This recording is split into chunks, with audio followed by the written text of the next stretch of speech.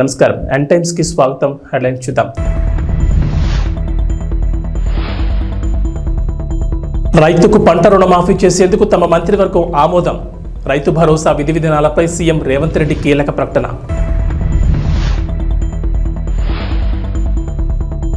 బీజేపీలో కలకలం. తెలంగాణ అధ్యక్ష పదవిపై రాజాసింగ్ సంచలన వ్యాఖ్యలు. వైసీపీకి చంద్రబాబు సర్కార్ షాక్. పార్టీ ఆఫీస్ కూల్చివేత, జగన్ సీరియస్. ఆంధ్రప్రదేశ్లో కొత్త ప్రభుత్వం కొలువుదీరింది. ముఖ్యమంత్రి నారా చంద్రబాబు నాయుడు మంత్రులు పాలనలో బిజీ అయ్యారు. ఈ క్రమంలో రాష్ట్రానికి విరాళాలు కూడా అందుతున్నాయి. తాజాగా కనెక్ట్ టు ఆంధ్రాకు దేవి సీఫుడ్ సంస్థ భారీ విరాళాలను అందజేసింది. కార్పొరేట్ సోషల్ రెస్పాన్సిబిలిటీ నిమిత్తం 5 కోట్ల విరాళాలను అందించింది. 5 కోట్ల విరాళానికి సంబంధించిన చెక్కును సంస్థ మేనేజింగ్ డైరెక్టర్ పోట్రు బ్రహ్మానందం శుక్రవారం సచివాలయంలో ముఖ్యమంత్రి చంద్రబాబును కలిసి అందజేశారు. దేవి సీఫుడ్స్ గతంలో కూడా విరాళాలను అందజేసింది. మరోవైపు ఆంధ్రప్రదేశ్ ప్రభుత్వం త్వరలో పునరుద్ధరించనున్న అన్నా క్యాంటీన్ నిర్వహణ కూడా విరాళాలు మొదలయ్యాయి. గుంటూరు చెందిన మర్రిపూడి సుష్మా అనే యువతి తన వంతుగా అన్నా క్యాంటీన్ నిర్వహణ కోసం విరాళం అందించారు. ముఖ్యమంత్రి నారా చంద్రబాబు నాయుడు సచివాలయంలో శుక్రవారం కలిసి ₹1,00,000 చెక్కును అందించారు. గుంటూరు వికాస్ నగర్ చెందిన సుష్మా యుఎస్ఏలో ఓ ప్రైవేట్ సంస్థలో ఉద్యోగం చేస్తున్నారు. గుంటూరు జిల్లా తాడేపల్లి సమీపంలో నిర్మిస్తున్న వైఎస్ఆర్సీపీ కార్యాలయ భవనాన్ని అధికారులు కూల్చివేశారు. తాడేపల్లి మండలం సీతానగరంలో వైఎస్ఆర్సీపీ కేంద్ర కార్యాలయం కోసం భవనాన్ని నిర్మిస్తున్నారు. అయితే నీటిపారుదల శాఖ స్థలంలో పార్టీ కార్యాలయం నిర్మాణం చేపట్టారనే కారణంతో కూల్చివేశారు. వైఎస్ఆర్సీపీ కార్యాలయం కోసం బోట్ యార్డ్గా ఉపయోగిస్తున్న స్థలాన్ని తక్కువ లీజుతో అప్పటి జగన్ సర్కార్ కేటాయించింది. ఈ నిర్మాణం అక్రమం అంటూ వైఎస్ఆర్సీపీకి సిఆర్డీఏ నోటీసులు జారీ చేసింది. అయితే శనివారం ఉదయం అధికారులు ఆ భవనాన్ని కూల్చివేశారు. భవనం కూల్చివేతపై వైఎస్ఆర్సీపీ అధినేత వైఎస్ జగన్ కూడా ఎక్స్ వేదికగా స్పందించారు. ఆంధ్రప్రదేశ్లో రాజకీయ కక్ష సాధింపు చర్యలకు దిగిన చంద్రబాబు తన దమనకాండను మరో స్థాయికి తీసుకెళ్లారు. ఒక నియంత్రణ తాడేపల్లిలో దాదాపు పూర్తిగా వచ్చిన వైఎస్ఆర్సీపీ కేంద్ర కార్యాలయాన్ని బుల్డోజర్లతో కూల్చివేయించారు. హైకోర్టు ఆదేశాలను బేఖాతరు చేశారు. రాష్ట్రంలో చట్టం, న్యాయం పూర్తిగా కనుమరుగైపోయాయి. ఎన్నికల తర్వాత చోటు చేసుకున్న హింసాత్మక ఘటనలతో రక్తాన్ని పారిస్తున్న చంద్రబాబు ఈ ఘటన ద్వారా ఈ 5 ఏళ్ల పాటు పాలన ఏ విధంగా ఉండబోతుందని హింసాత్మక సందేశాన్ని ఇవ్వకనే ఇచ్చారు. ఈ బెదిరింపులకు, ఈ కక్ష సాధింపు చర్యలకు వైఎస్ఆర్సీపీ తలొగ్గేదే లేదు. వెన్ను చూపేది అంతకన్నా లేదు. ప్రజల తరపున, ప్రజల కోసం, ప్రజలకు తోడుగా గట్టిగా పోరాటాలు చేస్తాం. దేశంలోని ప్రజాస్వామ్యవాదులంతా చంద్రబాబు దుశ్చర్యల్ని ఖండించాలని కోరుతున్నానంటూ ట్వీట్ చేశారు.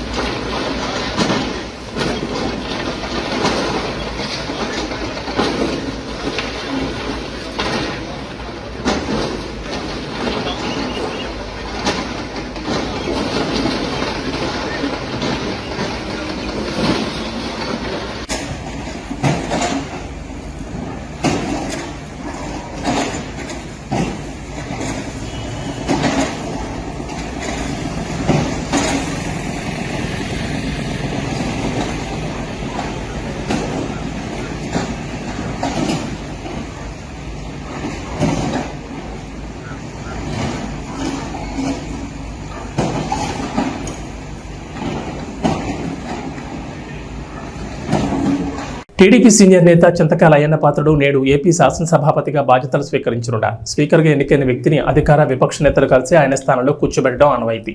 అయితే స్పీకర్ బాధ్యతల స్వీకరణ కార్యక్రమానికి దూరంగా ఉండాలని వైసీపీ నిర్ణయించింది. మరోవైపు నేడు జగన్ పులివెందుల పర్యటనకు వెళ్లనున్నారు. ఉదయం 10 గంటలకు తాడేపల్లిలోని నివాసం నుంచి బయలుదేరి జగన్ పులివెందులు వెళ్తారు. 3 రోజుల పాటు ఆయన అక్కడే ఉంటారు.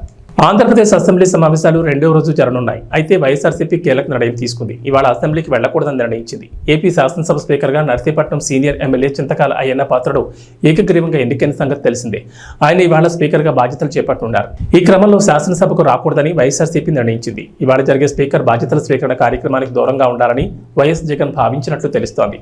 అసెంబ్లీలో స్పీకర్గా ఎన్నికైన వారిని అధికార విపక్ష నేతలు కలిసి ఆయన స్థానంలో కూర్చోబెట్టడం ఎప్పటి నుంచో సంప్రదాయంగా వస్తోంది. అయితే ఎప్పటి నుంచో కొనసాగుతున్న ఈ ఆనవాయితీకి దూరంగా ఉండాలని వైఎస్ఆర్సీపీ నిర్ణయించిందట. ఈ కార్యక్రమంలో దూరంగా ఉంటుండగా ఇవాళ వైఎస్ జగన్ వ్యక్తిగత పర్యటన నిమిత్తం పులివెందులు వెళ్తున్నారు. వ్యవసాయం అంటే దండగ కాదు, పండగ చేయడమే కాంగ్రెస్ ప్రభుత్వ విధానమని, అందుకోసం రైతుకు పంట రుణమాఫీ చేసేందుకు తమ మంత్రివర్గం ఆమోదం తెలిపినట్లుగా సీఎం రేవంత్ రెడ్డి తెలిపారు. శుక్రవారం మంత్రివర్గ సమావేశం అనంతరం సీఎం రేవంత్ రెడ్డి మీడియాతో మాట్లాడారు. అసెంబ్లీ ఎన్నికల సమయంలో వరంగల్లో కాంగ్రెస్ నాయకుడు రాహుల్ గాంధీ చేసిన రైతు డిక్లరేషన్కు అనుగుణంగా అన్నదాతలకు ఏకకాలంలో 2 లక్షల రుణమాఫీ చేయనున్నట్లు రేవంత్ రెడ్డి ప్రకటించారు. కాంగ్రెస్ పార్టీ కానీ సోనియా గాంధీ కానీ ఏదైనా మాటిస్తే అది శిలాశాసనమని రేవంత్ రెడ్డి చెప్పుకొచ్చారు. ఎలాంటి అడ్డంకులు వచ్చినా ఎదుర్కొని నిలబడి ఇచ్చిన మాటను నిలబెట్టుకోవడం తమ నాయకుల గొప్పతనమని వివరించారు. ఈ క్రమంలోనే 2022 మే 6 వరంగల్లో రైతు డిక్లరేషన్ సభలో రాహుల్ గాంధీ రుణమాఫీ హామీ ఇచ్చారని గుర్తు చేసిన రేవంత్ రెడ్డి ఈ మేరకు 2 లక్షల పంట రుణాలు మాఫీ చేయాలని తన కేబినెట్ నిర్ణయం తీసుకున్నట్లు వివరించారు. లోక్సభ ఎన్నికల్లో తెలంగాణలోని సగం పార్లమెంట్ స్థానాలను గెలిచి ఊపు మీదన్న బీజేపీ రాష్ట్రంలో పార్టీని మరింత బలోపేతం చేసే దిశగా ప్రయత్నాలు చేస్తోంది. ప్రస్తుత అధ్యక్షుడు కిషన్ రెడ్డిని కేంద్ర మంత్రివర్గంలో తీసుకోవడంతో ఆయన స్థానంలో వేరొకరిని నియమించనున్నారు. కొత్త వ్యక్తికి పార్టీ అధ్యక్ష బాధ్యతలను అప్పగించే యోచనలో ఉంది. ఈ క్రమంలో గోషామహల్ బీజేపీ ఎమ్మెల్యే రాజాసింగ్ చేసిన వ్యాఖ్యలు ఆ పార్టీలో కలకలం రేపుతున్నాయి. దేశం ధర్మం పట్ల అవగాహన ఉన్న వ్యక్తిని కొత్త అధ్యక్షుడిగా నియమించాలని రాజాసింగ్ కోరారు. అంతేకాదు పార్టీలో అందరి అభిప్రాయాలు తీసుకున్న తర్వాత అధ్యక్షుడి ఎంపిక జరగాలని డిమాండ్ చేశారు. రాష్ట్రంలోని బీజేపీ ఎంపీలు ఎమ్మెల్యేల అభిప్రాయాలను పరిగణలోకి తీసుకోవాలని ఆయన ఓ వీడియోను విడుదల చేయడం గమనార్హం. తెలంగాణలో బీజేపీ బలం పెరుగుతోందని, వచ్చే ఎన్నికల్లో అధికారంలోకి రావడం ఖాయమని ఆయన ఆశాభావం వ్యక్తం చేశారు. మల్కాజ్గిరి ఎంపీ ఈటెల రాజేందర్కు పార్టీ పగ్గాలు అప్పగిస్తారనే ప్రచారం సాగుతున్న వేళ రాజాసింగ్ వీడియో కలకలం రేపుతోంది. టీఆర్ఎస్ నుంచి 2003లో రాజకీయ ప్రస్థానం ప్రారంభించిన ఈటెల రాజేందర్ సుదీర్ఘకాలం ఆ పార్టీలో ఉన్నారు. తెలంగాణకు తొలి ఆర్థిక మంత్రిగా, తర్వాత ఆరోగ్య శాఖ మంత్రిగా బాధ్యతలు నిర్వర్తించారు. వామపక్ష భావజాలం కలిగిన ఈటెల మాజీ ముఖ్యమంత్రి కె చంద్రశేఖరరావుతో విభేదాల కారణంగా టీఆర్ఎస్కు 2021లో రాజీనామా చేశారు. తన రాజకీయ భవిష్యత్తు కోసం ఆయన బీజేపీలో చేరారు. 2018 శాసనసభ ఎన్నికల్లో కరీంనగర్ ఎమ్మెల్యేగా గెలిచిన గంగుల కమలాకర్ ఎన్నికను సవాల్ చేస్తూ ఆయనపై పోటీ చేసిన ప్రస్తుత కేంద్ర మంత్రి బండి సంజయ్ హైకోర్టులో పిటిషన్ దాఖలు చేశారు.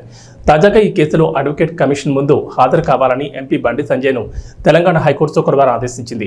ఒకవేళ అడ్వకేట్ కమిషన్ ముందు హాజరై వాంగ్మూలం ఇవ్వని పక్షంలో ఎన్నికల పిటిషన్ను మూసివేస్తామని స్పష్టం చేసింది.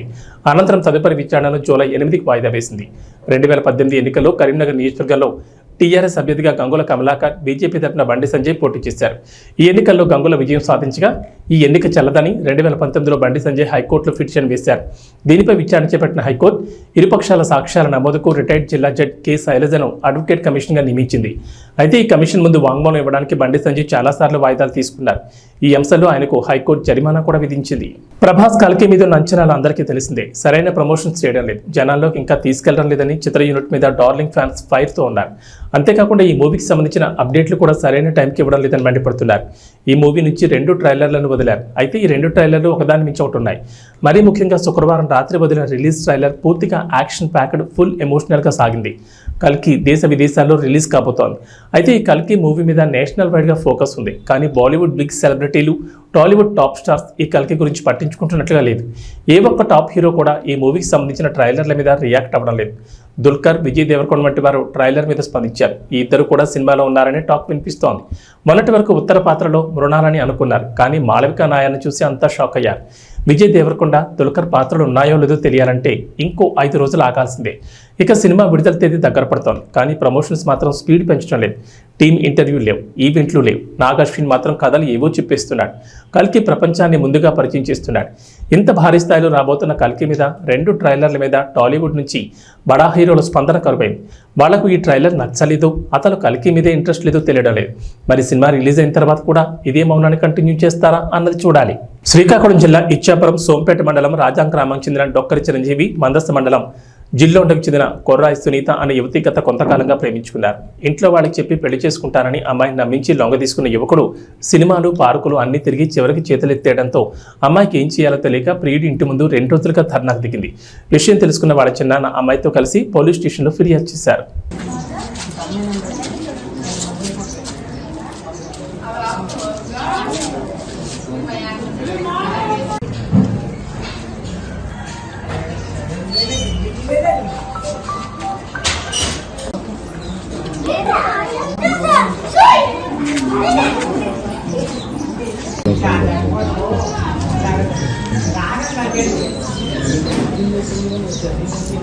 మంచిర్యాల మున్సిపాలిటీని అన్ని రంగాల్లో ముందుంచేలా అధికారులు చర్యలు తీసుకోవాలని జిల్లా కలెక్టర్ కుమార్ దీపక్ అన్నారు. శుక్రవారం జిల్లా కేంద్రంలోని మంచిర్యాల మున్సిపాలిటీ కార్యాలయాన్ని మున్సిపల్ కమిషనర్ మారుతి ప్రసాద్తో కలిసి సందర్శించి కార్యాలయంలోని వివిధ విభాగాలు ప్రజాపాలన కౌంటర్లను పరిశీలించారు. ఈ సందర్భంగా జిల్లా కలెక్టర్ మాట్లాడుతూ మంచిర్యాల మున్సిపాలిటీని అన్ని రంగాల్లో ముందుంచేలా అధికారులు సమన్వయంతో కృషి చేయాలని తెలిపారు. వర్షాకాలం అయినందున మున్సిపల్ పరిధిలోని వార్డులలో స్వచ్ఛమైన త్రాగునీటిని అందించేలా ప్రత్యేక దృష్టి సారించాలని, అన్ని వార్డులలో వీధి దీపాల నిర్వహణ పకడ్బందీగా ఉండేలా చూడాలని తెలిపారు. వర్షపు నీరు నిల్వ ఉండకుండా చూడడంతో పాటు వార్డులలోని అంతర్గత రహదారులు, మురుగు కాలువలలో పూడికి లేకుండా ఎప్పటికప్పుడు శుభ్రపరచాలని కోరారు. పారిశుద్ధ్య నిర్వహణలో భాగంగా డ్రై డే కార్యక్రమాలు చేపట్టి ప్రజలకు అవగాహన కల్పించాలని, ఆహారం, త్రాగునీటి విషయంలో తీసుకోవాల్సిన జాగ్రత్తలపై వివరించాలని తెలిపారు.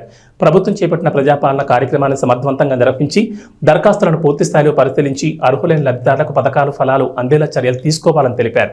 ఈ కార్యక్రమంలో municipal chairperson Ravula Uppalaiah, municipal అధికారులు, సంబంధిత అధికారులు తదితరులు పాల్గొన్నారు.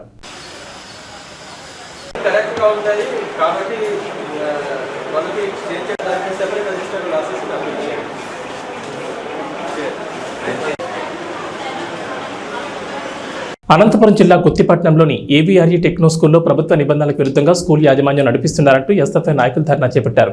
పాఠశాలలో ప్రభుత్వ నిబంధనలకు విరుద్ధంగా ప్రతి క్లాసుకు అత్యధిక భారీ ఫీజులు వసూలు చేస్తూ, నిబంధనలు ఉల్లంఘించి పాఠశాలలోనే పుస్తకాలను విక్రయిస్తూ అనధికారికంగా విద్యార్థుల నుంచి డబ్బులు వసూలు చేస్తూ సొమ్ము చేసుకుంటున్నారని ఆరోపిస్తూ ఎస్ఎఫ్ఐ నాయకులు పాఠశాల ఎదుట పెద్ద ఎత్తున ధర్నా చేపట్టారు. దీంతో సమాచారం అందుకున్న మండల విద్యాశాఖ అధికారి రవినాయక్, వీఆర్ఓ పవిత్ర పాఠశాలకు వెళ్లి పాఠశాలను తనిఖీ చేసి విద్యార్థుల నుంచి సమాచారం సేకరించారు. అనంతరం నిబంధనలకు విరుద్ధంగా ఉన్న పాఠ్యపుస్తకాల గదిని సీజ్ చేశారు. అదేవిధంగా ప్రతి తరగతికి ఫీజులు ఎంత వసూలు చేస్తున్నారని బహిరంగంగా నోటీస్ బోర్డు వేయాలని పాఠశాలకు హెచ్చరికలు జారీ చేశారు. ఇలా మరోసారి తప్పు పునరావృతమైతే పాఠశాలను సీజ్ చేసి లైసెన్స్ రద్దు చేస్తామని మండల విద్యాశాఖ అధికారి హెచ్చరించారు.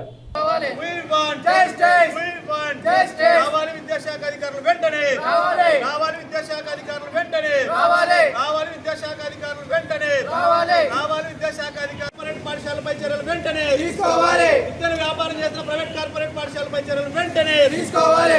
చేయాలి. బుక్ స్టాల్ వెంటనే చేయాలి. విద్యను వ్యాపారం చేసిన ప్రైవేట్ పాఠశాలపై చర్యలు వెంటనే తీసుకోవాలి. విద్యను వ్యాపారం చేసిన ప్రైవేట్ పాఠశాలపై చర్యలు వెంటనే తీసుకోవాలి. గుత్తిపట్టణంలో ఉన్న ప్రైవేట్ స్కూల్స్ అనేవి విత్తన వ్యాపారం చేసి విచ్చలవిడిగా వ్యాపారం చేస్తున్నాయి సార్. అన్ని స్కూల్స్ లో కూడా బుక్స్ స్టాల్స్ పెట్టి ఈరోజు వ్యాపారం చేస్తున్నాయి. అదేవిధంగా ఈ ఏవిఆర్ స్కూల్లో కూడా వృత్తికి సంబంధించిన లోపల ఒక డంపింగ్ ఉంది. వెంటనే, ఎందుకంటే ఈరోజు ఈ ప్రైవేట్ పాఠశాలల పైన ముఖ్యంగా అధికారులు కూడా, విద్యాశాఖ అధికారులు కూడా కొంచెం నిర్లక్ష్యంగా వివరిస్తున్నారు. ఎందుకంటే ఈరోజు ఇక్కడున్న గుత్తిపట్టణంలో ఉన్న ప్రతి ఒక్క స్కూల్లో హాస్టల్స్ పేరుతోన ఈరోజు ఈ ఫీజుల పేరుతో రకరకాల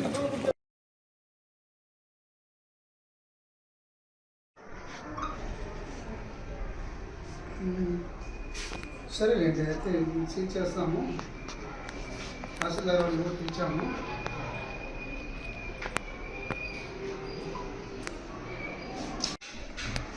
ఏరియానా ఇది వచ్చేసి ఆర్ఎస్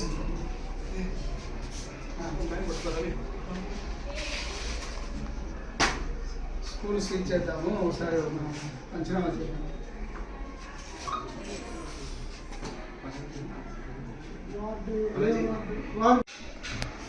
ఏరియానా ఇది వచ్చేసి ఆర్ఎస్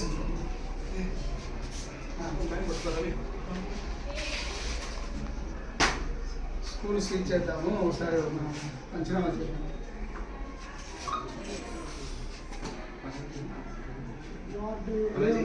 వార్డు ఏది అయ్యే ఇది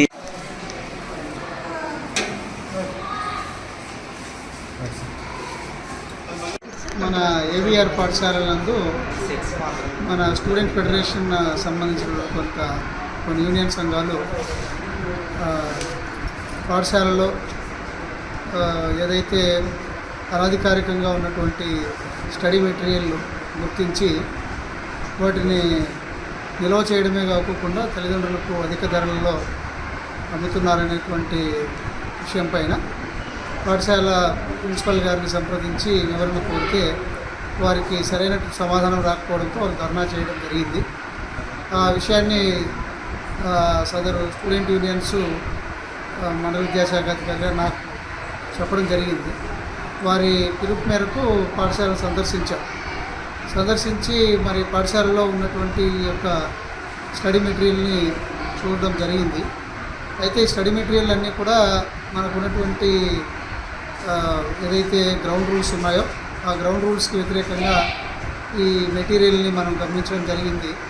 కాబట్టి ఈ మెటీరియల్ అన్నింటినీ కూడా సీజ్ చేసి తదుపరి ఏ బుక్స్ కూడా అమ్మకుండా చేద్దామని చెప్పేసి ఉద్దేశంతో ఎక్కడైతే సామాగ్రిని భద్రపరిచారో ఆ భద్రపరిచినటువంటి గదిని ఈరోజు మేము సీజ్ చేస్తున్నాం. మరి ఈ విషయాన్ని సీజ్ చేసేటువంటి విషయాన్ని సందర్భంగా మన తహసీల్దార్ మేడం గారికి అలాగే ఎంపీడీఓ సార్ గారికి కూడా విషయం తెలియజేశాం. మరి వారి సమక్షంలోనే ఈ యొక్క పాఠశాల బిల్డింగ్ని ఎక్కడైతే సామాగ్రి ఉందో ఆ సామాగ్రి గదిని సీజ్ చేస్తున్నాం. తదుపరి ఈ సీజ్ చేసేటువంటి విషయాన్ని 3-man కమిటీగా ఉన్న మేము, తర్వాత తహసీల్దార్ మేడం గారు అలాగే ఎంపీడీఓ గారు ఒక నోటీస్ ఇచ్చి ఆ నోటీస్ ద్వారా వచ్చినటువంటి సమాచారాన్ని మరి పరిశీలించి తదుపరి చర్యలకి ఉన్నతాధికారులకు నివేదిక పంపిస్తాము. వారు తీసుకున్నటువంటి నిర్ణయాలపైన తదుపరి చర్యలు తీసుకుంటాం.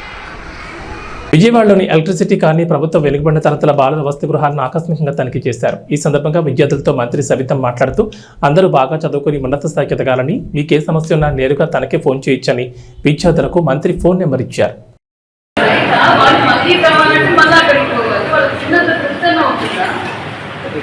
ఏమవుతుంది, నేను పెట్టుకునేది అన్నం పెడుతున్నాం, వంకాయ కూర పెడుతున్నాం, మజ్జిగ పెడుతున్నాం. మనకు కావాలంటే ఇక్కడే వచ్చి పట్టుకోవాలంటే ఇక్కడే తీసుకుంటారు కదా, మరి అక్కడికి వెళ్ళి తీసుకోవడం ఏంటి? రిపీట్ కాకూడదు.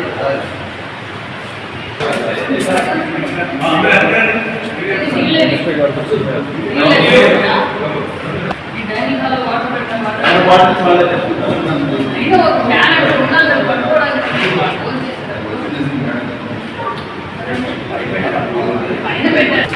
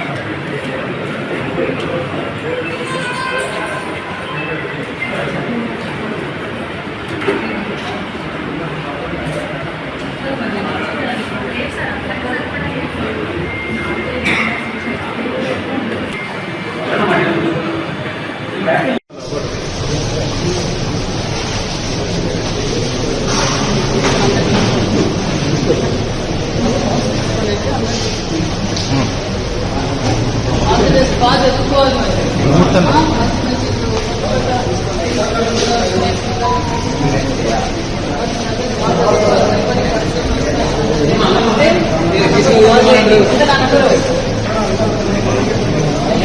చెప్పాలి.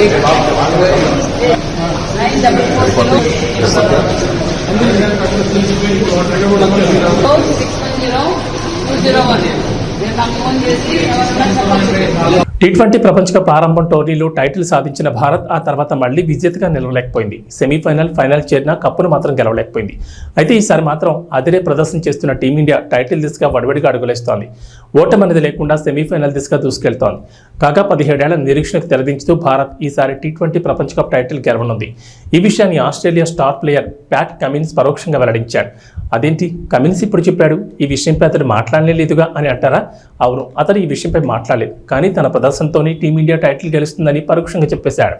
ఇవి బులెటిన్ విశేషాలు. నమస్కారం.